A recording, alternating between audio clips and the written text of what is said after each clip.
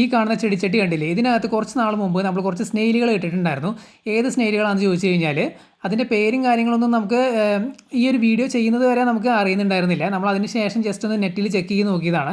അപ്പോൾ നമുക്ക് മനസ്സിലായി, കാരണം നമ്മളതിൻ്റെ ഫോട്ടോ കണ്ടപ്പോൾ നമുക്ക് കൃത്യമായിട്ട് മനസ്സിലായി ഇത് ആ സ്നെയിൽ തന്നെയാണെന്നുള്ളത്. ഈ സ്നെയിലുകളുടെ പേര് ബ്ലാഡർ സ്നെയിലുകൾ എന്നാണ്. സാധാരണ ഇത് അക്വേറിയങ്ങളിൽ ഒന്നും വളർത്തുന്ന അല്ലെങ്കിൽ ഫിഷ് ടാങ്കുകളിലൊന്നും വളർത്തുന്ന ഒരു ഇനം സ്നെയിലുകളല്ല. ഇത് സാധാരണ പെറ്റ് ഷോപ്പുകളിൽ നിന്നൊക്കെ അല്ലെങ്കിൽ അക്വേറിയം ഷോപ്പുകളിൽ നമ്മൾ പ്ലാന്റ്സ് വാങ്ങുന്ന സമയത്ത്, അക്വേറിയം പ്ലാന്റ്സ് വാങ്ങുന്ന സമയത്ത് അതിൻ്റെ കൂടെ ഒരു പെസ്റ്റ് പോലെ വരുന്നതാണ്.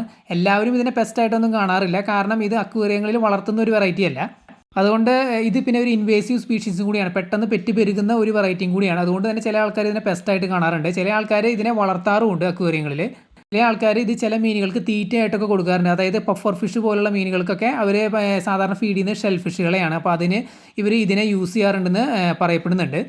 പഫർ ഫിഷുകൾ പോലുള്ള ഫിഷുകൾക്ക് ഫീഡായിട്ട് ഇത് ഈവൻ അക്വേറിയം വെബ്സൈറ്റുകളിലൊക്കെ സെല്ല് ചെയ്യുന്നുണ്ട്, ഓൺലൈൻ സൈറ്റുകളിലൊക്കെ സെല്ല് ചെയ്യുന്നതായിട്ട് നമ്മൾ കണ്ടു. അപ്പോൾ ഇതാണ് ബ്ലാഡർ സ്നെയിലുകൾ. ഈ സ്നെയിലുകൾക്ക് ബ്ലാഡർ സ്നെയിൽ എന്ന് പേര് വരാൻ കാരണം എന്തുകൊണ്ടാണെന്ന് വെച്ച് കഴിഞ്ഞാൽ, ഇപ്പോൾ കണ്ടില്ലേ, അത് ഫ്ലോട്ട് ചെയ്ത് കിടക്കുന്നത് കണ്ടില്ലേ, ഇങ്ങനെ ഫ്ലോട്ട് ചെയ്ത് മൂവ് ചെയ്യുന്നതാണ് അവർ. അതായത് അവിടെ എന്തെങ്കിലും ഫുഡ് ആ ഒരു പരിസരത്ത് ഉണ്ട് എന്നുണ്ടെങ്കിൽ ഇങ്ങനെ ഫ്ലോട്ട് ചെയ്ത് പോകുമ്പോൾ അവരതങ്ങ് എടുക്കും. ഇത് സ്ഥിരമായിട്ട് ഇങ്ങനെ ഫ്ലോട്ട് ചെയ്ത് നടക്കുന്നത് കാണാം. നമ്മുടെ ആപ്പിൾ സ്നെയിലുകളും ഇതുപോലെ ഫ്ലോട്ട് ചെയ്ത് നടക്കുന്നത് നമ്മൾ കണ്ടിട്ടുണ്ട്. എങ്കിലും അത് വലിയ ടൈപ്പ് സ്നെയിൽ ആയതുകൊണ്ട് സ്ഥിരമായിട്ടൊന്നും നമ്മൾ കാണാറില്ല. പക്ഷേ ഈ സ്നെയിൽ സ്ഥിരമായിട്ട് മുകളിൽ ഇതുപോലെ ഫ്ലോട്ട് ചെയ്ത് നടക്കുന്നത് കാണാം. അങ്ങനെയാണ് ഇവർക്ക് ആ ഒരു ബ്ലാഡർ സ്നെയിൽ എന്നുള്ള പേര് കിട്ടിയത്. അതായത് ഷെല്ലിനകത്ത് ബ്ലാഡറിനകത്ത് എയർ നിറച്ച് വെച്ച് ഇങ്ങനെ ഫ്ലോട്ട് ചെയ്ത് നടക്കുന്നു എന്നുള്ള ആ ഒരു ഇതിലാണ് ഇവർക്ക് ആ ഒരു പേര് വന്നിട്ടുള്ളത്. ഞാൻ നേരത്തെ പറഞ്ഞതുപോലെ ഇത് അക്വേറിയങ്ങളിലൊന്നും വളർത്തുന്ന സ്പെസിഫിക് സ്നെയിലുകളുടെ ആ ഒരു കാറ്റഗറിയിൽ പെട്ടതല്ല.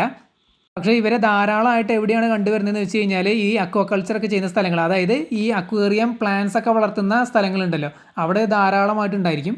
ജസ്റ്റ് നമ്മുടെ ആപ്പിൾ സ്നെയിലുകളുടെ മുട്ടകളൊന്ന് കാണിച്ചത് കേട്ടോ. ഇങ്ങനെയാണ് ആപ്പിൾ സ്നെയിലുകൾ മുട്ടയിടുന്നത്.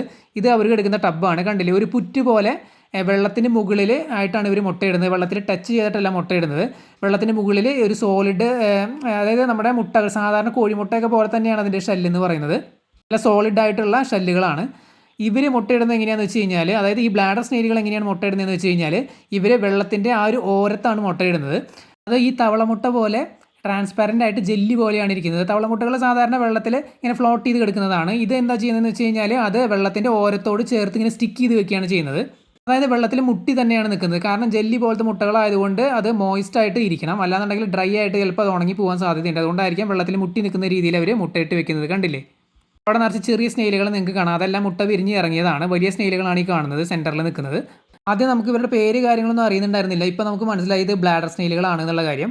ഇവരെ ഇൻവേസീവ് സ്പീഷീസ് ആയിട്ടാണ് കണക്കാക്കപ്പെടുന്നത്. എവിടെയെങ്കിലും ഒന്ന് ഇൻട്രൊഡ്യൂസ് ചെയ്ത് കൊടുത്തു കഴിഞ്ഞാൽ ഇവരവിടെ മുട്ടയിട്ട് പെറ്റ് പെരുകും. അതായത് ഒരാഴ്ചയൊക്കെ സമയം കൊണ്ടാണ് ഇവരുടെ മുട്ടകൾ വിരിയുന്നത്. കാണാൻ ഭംഗിയുള്ള വെറൈറ്റി ആണോ എന്ന് ചോദിച്ചു കഴിഞ്ഞാൽ എന്നെ സംബന്ധിച്ച് വലിയ കുഴപ്പമൊന്നുമില്ല. നമ്മളങ്ങനെ നല്ല സ്നെയിൽ, പൊട്ട സ്നെയിൽ എന്നൊന്നും പറഞ്ഞൊന്നും കാറ്റഗറൈസ് ചെയ്യാറില്ല. സാധാരണ ഇവരെ അക്വേറിയങ്ങളിലൊന്നും വളർത്താറില്ല. ഇതേപോലെ അക്വേറിയം പ്ലാന്റ്സ് ഒക്കെ വളർത്തുന്ന ഫാമുകളിൽ ധാരാളമായിട്ട് ഇവർ ഇതുപോലെ പെറ്റ് പെരുകി ഉണ്ടാകാറുണ്ട്. ഇവരുടെ പ്രധാന ഭക്ഷണം ആൽഗെ, അതായത് പൂപ്പൽ. ഈ ചട്ടിക്കകത്ത് നിങ്ങൾക്ക് പൂപ്പൽ കാണാൻ നല്ല രീതിയിൽ പൂപ്പൽ വെള്ളത്തിലാണ് ഇവർ കിടക്കുന്നത്.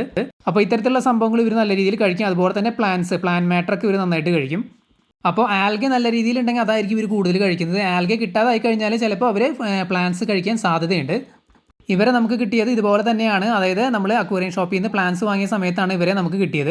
അപ്പോൾ നമ്മൾ ഇവരെ കൊണ്ട് ഇട്ടത് നമ്മുടെ സ്നേക്ക് ഹെഡുകൾ അല്ലെങ്കിൽ പുലിവാകൾ കിടക്കുന്ന ടാങ്കിലാണ്. ഇപ്പോൾ നിങ്ങൾക്കറിയാം അതിനകത്ത് നിറച്ച് പെറ്റ് പെരുകിയിട്ടുണ്ട്. നമ്മൾ 2 ദിവസം മുമ്പ് ഒരു വീഡിയോ ചെയ്തിട്ടുണ്ടായിരുന്നു. ആ ഒരു ടാങ്കിലത്തെ വാട്ടർ ചേഞ്ചും അതുപോലെ തന്നെ സ്നേക്ക് ഹെഡുകളുടെ ഗ്രോത്ത് അപ്ഡേറ്റും നമ്മൾ ചെയ്തിട്ടുണ്ടായിരുന്നു ആ വീഡിയോയിൽ. അപ്പോൾ നമ്മൾ ടാങ്ക് ക്ലീൻ ചെയ്യുന്ന സമയത്ത് ഈ സ്നെയിലുകളൊക്കെ അതിനകത്ത് കാണിക്കുന്നുണ്ട്. നിറച്ച് പെറ്റ് പെരുകിയിട്ടുണ്ടായിരുന്നു. അതുകൊണ്ട് ആ ഒരു ടാങ്കിൽ നമുക്ക് ഭീഷണിയൊന്നുമില്ല. അതിനകത്ത് ആൽഗെ വാട്ടറാണ്. അതിനകത്ത് ഇവർ നാച്ചുറലായിട്ട് കിടന്ന് വളരുന്നു. അതിനകത്ത് സ്നേക്ക് ഹെഡുകൾ കിടക്കുന്നുണ്ട്, സക്കർ കാറ്റ് ഫിഷുകൾ കിടക്കുന്നുണ്ട്. പക്ഷേ അവർക്കൊന്നും ഇവരൊരു ഭീഷണിയായിട്ട് നമുക്ക് തോന്നിയിട്ടില്ല. ഇവരെ നല്ല രീതിയിൽ പെറ്റ് പെരുകുന്നുണ്ട്. അപ്പോൾ ചില സമയത്ത് നമ്മൾ ആ ഒരു ടാങ്കിൽ വല ഉപയോഗിച്ചിട്ട് കോരി കുറച്ചെണ്ണത്തിൻ്റെയൊക്കെ നമ്മൾ പുറത്തേക്ക് കളയാറുണ്ട്. കാരണം അതുമാതിരി ഫാസ്റ്റായിട്ടാണ് ഇവർ വളർന്നത്. പക്ഷേ അതുകൊണ്ട് നമുക്ക് വേറെ ശല്യങ്ങളോ കാര്യങ്ങളോ ഒന്നുമില്ല. ഒരു തരത്തിൽ നല്ലതാണ്. കാരണം അതിനകത്ത് നമ്മൾ നോൺ വെജ് ഫുഡ് ഈ വാകൾക്കൊക്കെ നമ്മൾ ഫീഡ് ചെയ്യുന്നുണ്ട്. അതായത് ചിക്കൻ, അതുപോലെ തന്നെ മണ്ണിരകൾ, പിന്നെ ചെമ്മീനൊക്കെ ഫീഡ് ചെയ്യുന്നുണ്ട്. അപ്പോൾ അത്തരത്തിലുള്ള എന്തെങ്കിലും ഫുഡ് അതിനകത്ത് മീനുകൾ തിന്നാതെ വേസ്റ്റായി കിടക്കുകയാണെന്നുണ്ടെങ്കിൽ ഇവർ ചെന്ന് അത് തിന്ന് ക്ലീൻ ചെയ്തോളും. അതുകൊണ്ട് അത്തരത്തിലുള്ള ഉപകാരങ്ങളൊക്കെ ഇവരെ കൊണ്ടുണ്ട്. പക്ഷേ ശ്രദ്ധിക്കേണ്ട ഒരു കാര്യം എന്താണെന്ന് വെച്ച് കഴിഞ്ഞാൽ, ഏതെങ്കിലും രീതിയിൽ ഇവർ വെള്ളം മോശമാക്കുന്നുണ്ടോ എന്നുള്ളതാണ്. ഇവർ തീരെ ചെറിയ സ്നെയിലുകളായതുകൊണ്ട് വെള്ളത്തിനെ അങ്ങനെ സീരിയസ് ആയിട്ട് ബാധിക്കാറില്ല. വലിയ ടാങ്കുകളിലൊന്നും വലിയ പ്രശ്നം ഉണ്ടാകാറില്ല.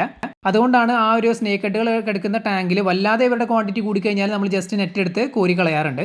പിന്നെ ഈ ചെടിച്ചട്ടിയിൽ നമ്മൾ വളർത്തിക്കൊണ്ടിരിക്കുന്ന സമയത്ത് നമ്മൾ ഇവർക്ക് ഫീഡ് ചെയ്യാറുണ്ടായിരുന്നു കേട്ടോ. നമ്മൾ ഫീഡ് ചെയ്യാറുള്ളത് പെല്ലറ്റ് ഫുഡാണ്. ഇവർ നല്ല രീതിയിൽ കഴിക്കാറുണ്ട്. പെട്ടെന്ന് തന്നെയാണ് ഈ ഒരു ചെറിയ സൈസിൽ നിന്ന് അവർ മാക്സിമം ആ ഒരു സൈസിലേക്ക് എത്തിയത്. ആ മാക്സിമം സൈസ് എന്ന് പറഞ്ഞാൽ നേരത്തെ കാണിച്ച ആ ഒരു അഡൾട്ട് സൈസ് അത്രേ അവർ വലുതാവുള്ളൂ കേട്ടോ. അതിനകത്ത് നേരത്തെ കാണിച്ച ആ ഒരു വലിയ സൈസിൽ എൻ്റെ കയ്യിൽ ഞാൻ കാണിച്ചത് ആ ഒരു സൈസിലേ അവർ വലുതാവുള്ളൂ. അതുകൊണ്ട് തന്നെ വലിയൊരു ഭീഷണിയായിട്ട് എനിക്ക് തോന്നിയിട്ടില്ല. പെല്ലറ്റ് ഫുഡ് നമ്മൾ ഫീഡ് ചെയ്തുകൊണ്ട് തന്നെ അവർ പെട്ടെന്ന് തന്നെ വലുതായി ബ്രീഡായി. അപ്പോൾ ഇത്തരം കാര്യങ്ങൾ ജസ്റ്റ് ഒന്ന് ടെസ്റ്റ് ചെയ്യാൻ വേണ്ടിയിട്ടാണ് ഈ ഒരു ചെടിച്ചട്ടിയിൽ നമ്മളൊരു 3-4 കൊണ്ടുവന്ന് ഇട്ടത്. അവർ പെട്ടെന്ന് തന്നെ വലുതായി. അപ്പോൾ ആ ഒരു ഗ്രോത്തും കാര്യങ്ങളെല്ലാം നമുക്ക് മനസ്സിലായി. അതുപോലെ തന്നെ ഇവരുടെ ബ്രീഡിങ് എങ്ങനെയാണ്, ഏത് രീതിയിലാണ് ഇവർ മുട്ടയിടുന്നത് എന്നൊക്കെ നമുക്ക് മനസ്സിലായി. ഇവർ ഇത്തരത്തിലൊരു ചെടിച്ചട്ടിയിൽ ഞാൻ ഇട്ട് വെച്ചിട്ടുണ്ട് എന്നുള്ള കാര്യം ഞാൻ വേറൊരു വീഡിയോയിൽ മുമ്പ് ചെയ്ത വീഡിയോയിൽ പറഞ്ഞിട്ടുണ്ടായിരുന്നു. പക്ഷേ അവരുടെ കാര്യങ്ങളൊന്നും നമ്മൾ ആ സമയത്ത് നമുക്ക് അറിയുന്നുണ്ടായിരുന്നില്ല. പിന്നെ കുറച്ച് നാൾ കഴിഞ്ഞപ്പോഴാണ് ഇവരുടെ ഈ ഒരു ബ്രീഡിങ്ങും മുട്ടയിടലും കാര്യങ്ങളും ഗ്രോത്തൊക്കെ നടന്നത്. അപ്പോൾ അതുകൊണ്ടാണ് സെപ്പറേറ്റ് ഒരു വീഡിയോ ആയിട്ട് ചെയ്യാമെന്ന് വിചാരിച്ചത്. കാരണം എന്നെ സംബന്ധിച്ച് ഈ ചെറിയ സ്നേഹിലുകളെ കൊണ്ട് നമുക്ക് ചില ഉപകാരങ്ങളൊക്കെ ഉണ്ട്. ചില അക്വേറിയങ്ങളിലൊക്കെ നമുക്ക് ആൽഗെ കൺട്രോൾ ചെയ്യാനായിട്ട് ഇവരെ ഇറക്കി വിടാം. പക്ഷേ നമ്മൾ ശ്രദ്ധിക്കേണ്ട ഒരു കാര്യം നേരത്തെ പറഞ്ഞതാണ്, ഇവർ മുട്ടയിടുന്നത് ശ്രദ്ധിക്കണം. അല്ലാന്നുണ്ടെങ്കിൽ പെറ്റ് പെരുകിയിട്ട് പിന്നെ നമുക്ക് അക്വേറിയങ്ങളിൽ നിന്ന് ഇവരെ ഒഴിവാക്കാനായിട്ട് ബുദ്ധിമുട്ടായിരിക്കും. കാരണം ഇവർ ചെറിയ പൊടി സൈസിലൊക്കെ ആയിരിക്കും മുട്ട വിരിഞ്ഞ് ഇറങ്ങുന്നത്. എന്നിട്ട് പ്ലാന്റഡ് ടാങ്കുകളാണെന്നുണ്ടെങ്കിൽ നമുക്ക് കാണാൻ പോലും പറ്റില്ല. പ്ലാന്റിൻ്റെ പല ഭാഗങ്ങളിലും പോയി ഇവർ ചെന്നിരിക്കും. എവിടേക്കൊക്കെ നമ്മളിത് മാറ്റി വയ്ക്കുന്നു അവിടേക്ക് ഇത് സ്പ്രെഡ് ആവും. അതുകൊണ്ട് അഡൾട്ട് സൈസിന് 1-2 എണ്ണത്തിനൊക്കെ നമുക്ക് വേണമെങ്കിൽ ചെറിയ അക്വേറിയങ്ങളിലൊക്കെ ഇറക്കി വിടാം, അല്ലെങ്കിൽ 3-4 എണ്ണത്തിനൊക്കെ ഇറക്കി വിടാം. പക്ഷേ മുട്ട ഇടുന്നത് ശ്രദ്ധിക്കണം. ഈ അക്വേറിയത്തിൻ്റെ വെള്ളത്തിനോട് ചേർന്നായിരിക്കും ഇവർ മുട്ട ഇടുന്നത്. അങ്ങനെ എന്തെങ്കിലും കണ്ടു കഴിഞ്ഞാൽ അത് എടുത്തു മാറ്റുക. നിങ്ങൾ അക്വേറിയത്തിലേക്ക് ഇറക്കി വിടാൻ ഉദ്ദേശിക്കുന്നുണ്ട് എന്നുണ്ടെങ്കിൽ ആൽഗയൊക്കെ കൺട്രോൾ ചെയ്യാനായിട്ട് നമ്മൾ ഇവരെ ഉപയോഗിച്ച് മെയിനായിട്ട് ചെയ്യാൻ ഉദ്ദേശിക്കുന്ന ഒരു സംഭവം എന്താണെന്ന് വെച്ച് കഴിഞ്ഞാൽ, നമ്മൾ പ്ലാന്റ്സ് വളർത്താനായിട്ട് ടാങ്ക് സെറ്റ് ചെയ്യാൻ പോകുന്നുണ്ട്. സാൽവീനി എന്ന് പറയുന്ന ഫ്ലോട്ടിംഗ് അക്വാട്ടിക് പ്ലാന്റ്. അപ്പോൾ അതിൽ മീനിനെ ഇടാനായിട്ട് നമ്മൾ ഉദ്ദേശിക്കുന്നില്ല. അതിന് പകരം ഈ സ്നെയിലുകളെയാണ് നമ്മൾ ഇടാനായിട്ട് പോണത്. അപ്പോൾ ഇവരെ വെച്ചാണ് നമ്മൾ ഇനി സാൽവീനിയ ചെടി വളർത്താനായിട്ട് പോണത്. 2 ടാങ്കുകൾ നമ്മൾ സെറ്റ് ചെയ്യാനായിട്ട് പ്ലാൻ ചെയ്യുന്നുണ്ട്. ഒരു ടാങ്കിൽ ഇവരെയാണ് നമ്മൾ ഇടാനായിട്ട് പ്ലാൻ ചെയ്തിട്ടുള്ളത്. രണ്ടാമത്തെ ടാങ്കിൽ നമ്മുടെ ആപ്പിൾ സ്നെയിലുകളെ.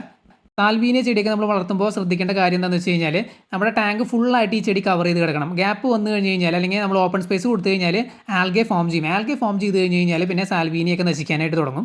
അതുകൊണ്ട് നമുക്ക് ഫുള്ളായിട്ട് ടാങ്ക് കവർ ചെയ്ത് ഇടേണ്ടതുണ്ട്. അപ്പോൾ സ്നെയിലുകൾ തന്നെയാണ് ബെസ്റ്റ്. കാരണം ഫുള്ളായിട്ട് കവർ ചെയ്ത് കിടക്കുന്ന ടാങ്കിൽ നമ്മൾ മീനുകളെ വളർത്തി കഴിഞ്ഞാൽ അവർക്ക് ചെറിയ ഭീഷണി കാര്യങ്ങളൊക്കെ ഉണ്ട്.